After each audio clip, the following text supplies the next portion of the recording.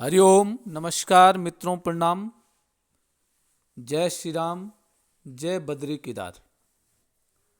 मित्रों, एक बार पुनः आपका स्वागत कर रहा हूँ श्री शिव शक्ति आध्यात्मिक चैनल पर, जहाँ पर कि मैं आपको आध्यात्म से संबंधित, ज्योतिष से संबंधित छोटी छोटी और महत्वपूर्ण जानकारियाँ उपलब्ध कराता हूँ।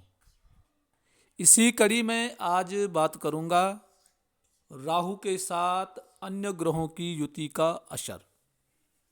राहु ग्रह जन्म कुंडली का एक महत्वपूर्ण ग्रह होता है। यदि किसी ने राहु ग्रह को जान लिया, समझ लिया, उसको अपने वश में कर दिया तो उसका जीवन सुनहरा। अन्यथा राहु ग्रह मनुष्य को भ्रमित कर देता है, भ्रष्ट कर देता है, मति भ्रमित कर देता है, बुद्धि को दूषित भी कर देता है राहु ग्रह, यदि आदमी समझा या संभला नहीं तो वीडियो प्रारंभ करने से पहले आपसे निवेदन है, यदि आपने चैनल को अभी तक सब्सक्राइब नहीं किया है, कृपया चैनल को सब्सक्राइब करें, वीडियो को अंत तक देखें और यदि आपको ठीक लगती है तो अन्य लोगों तक भी यह जानकारी पहुंचाने के लिए वीडियो को शेयर करें, लाइक भी करें, कमेंट भी करें। यदि आप कोई जानकारी लेना चाहते हैं तो कमेंट में आप कह सकते हैं। तो मित्रों, आओ बात करते हैं राहु ग्रह की। राहु जिस भाव में बैठता है और जिस ग्रह के साथ युति या संबंध बनाता है, उसके फल में भी काफी परिवर्तन कर देता है। राहु ग्रह जिस भाव में होता है उस भाव से संबंधित जातक भ्रमित होता रहता है, भ्रमित रहता है। और जिस ग्रह के साथ बैठा होगा उस ग्रह को भी दूषित कर देता है राहु। राहु को शुभ करने के लिए सबसे पहले अपनी बुद्धि को एकाग्र करना पड़ता है, और बुद्धि को एकाग्र करने के लिए अपने इष्ट देवता का या भगवती मां जगदम्बा का पूजन सबसे श्रेयकर है।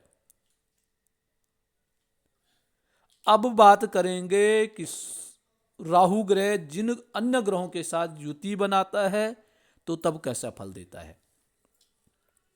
अब सबसे पहले बात करेंगे सूर्य के साथ। मित्रों, जब राहु सूर्य के साथ बैठ जाता है, युति बनाता है, तो उसका योग होता है ग्रहण योग, अर्थात सूर्य पे ग्रहण लग जाता है राहु तो ग्रहण योग बन जाता है। अब जिसकी कुंडली में ये योग बनता है, अर्थात राहु और सूर्य एक साथ विराजमान हैं, एक भाव में विराजमान है, तो मित्रों जिस भाव में विराजमान है, जैसे कि आपको ग्रहण योग, तो सूर्य ग्रहण योग है, तो उस भाव से संबंधित जो वृद्धि है वो आपकी रुक जाएगी, या उस भाव से संबंधित जो तरक्की है उसमें कुछ न कुछ परेशानियां आएंगी, और वो आएंगी आपके अपने मति भ्रम के कारण। आप भ्रमित हो जाते हैं और भ्रमित होकर के गलत कार्य, गलत मार्गों पे चले जाते हैं, इसलिए उस भाव की वृद्धि रुक जाती है। तो सूर्य के साथ सूर्य ग्रहण योग, चंद्रमा के साथ होगा तो चंद्र ग्रहण योग बन जाता है। चंद्रमा मन का कारक ग्रह है। सबसे खराब स्थिति राहु की चंद्रमा के साथ ही होती है। चंद्र और राहु सब जब एक साथ हो जाते हैं तो चंद्र ग्रहण योग बन जाता है, और चंद्र ग्रहण योग मन को खराब कर देता है। अर्थात कोई भी कार्य करेंगे तो पहले सकारात्मकता नहीं, नकारात्मकता पहले आ जाएगी। चंद्र के साथ बैठा है राहु तो स्त्री पक्ष के लिए आपके मन में संशय, आपके मन में दुविधा ऐसी उत्पन्न कर देता है राहु, और इससे मनुष्य गलत बात, गलत चर्चाएं करने लग जाता है। तो ये चंद्रमा के साथ है। अब बात आती है मंगल के साथ। मंगल के साथ राहु विराजमान हो तो ये योग बनता है अंगारक योग, और अंगारक योग। अंगारक योग में मनुष्य आक्रोशित अधिक होता है, दुस्साहस, साहस नहीं, दुस्साहस उत्पन्न हो जाता है। कहीं पे कोई बात यदि ठंडी हो रही है, समाप्त हो रही है, परंतु जिस व्यक्ति का राहु और मंगल एक साथ विराजमान है उसमें साहस, ये साहस क्या होता है, दुस्साहस में बदल जाता है। जो बातचीत से समाप्त होती थे उसमें लड़ाई झगड़ा इत्यादि प्रवृत्ति ऐसे व्यक्ति की हो जाती है। मंगल ऊर्जा का कारक है, राहु बुद्धि भ्रमित करता है, उस ऊर्जा को भ्रमित कर देता है और लड़ाई झगड़ा इत्यादि और अधिक बढ़ जाता है।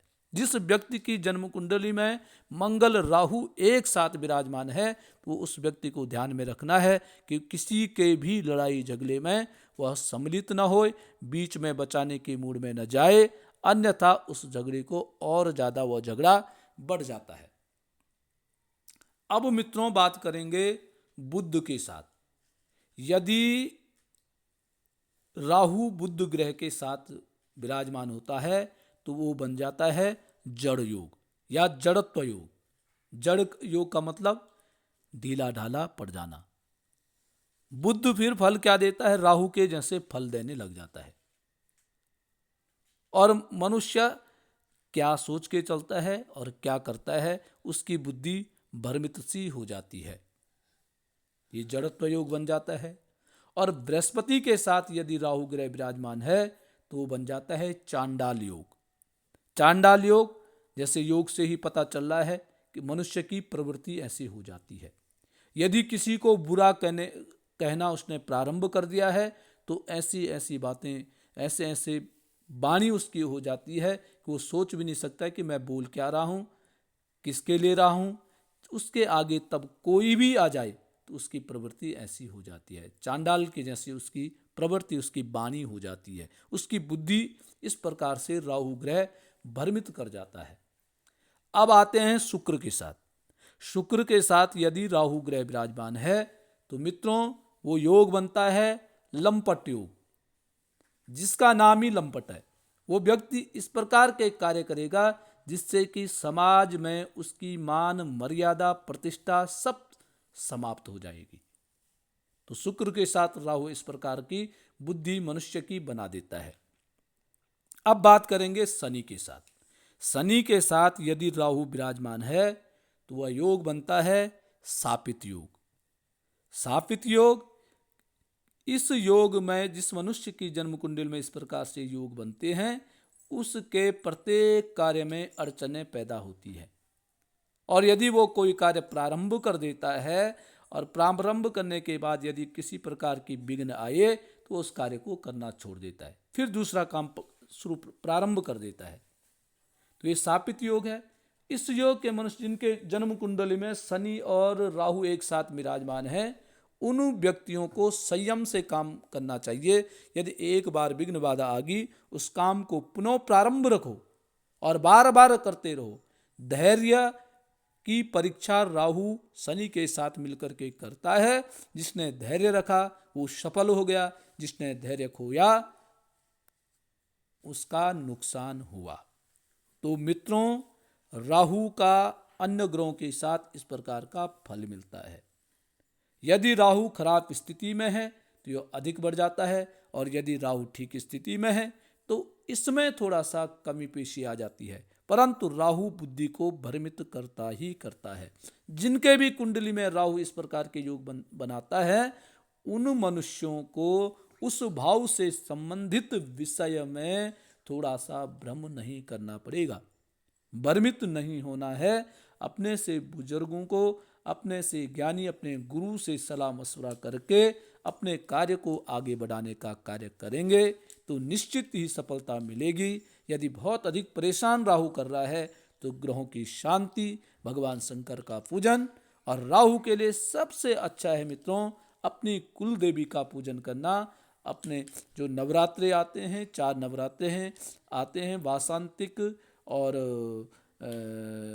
श्राद्धीय, और उसके अलावा 2 गुप्त नवरात्रे, उनमें देवी का पाठ करो देवी का पूजन करो, स्वयं करो या 2-3 सालों में ब्राह्मण के द्वारा पाठ कराओ तो निश्चित ही राहु का प्रकोप शांत हो जाता है। तो मित्रों, आज के लिए बस इतना ही।